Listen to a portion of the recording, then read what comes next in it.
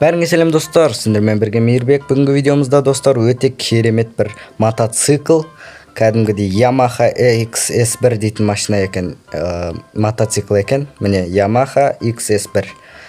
Түрлі түсі бар бұның, розовый, артында тұрған күлгін, қызыл, сары, қандай түсін айдағың келсе айдай бересіне. Осы модтың сілтемесін мен описаниеге қалдырып кетем, жүктеп алып ойнай берсең болады. Ал мен видеомды бастайын, көрсетіп жіберейін дегендей.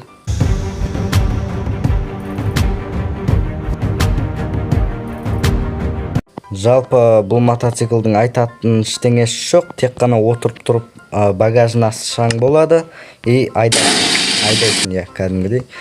Спидометр бар, бірақ спидометр істемейді, бірақ бүйтіп рөлі бұрылады екен мотоциклде. Бірақ Майнкрафтта мотоцикл деген ерекше көрінеді екен, қарасып тұрсам. Болды, все, вроде басқа еш нәрсе айтатын жоқ. Еще андай жүрген кезде дауыс мотоцикл сияқты емес, велик сияқты шығып жатыр ма, сондай бір нәрсе.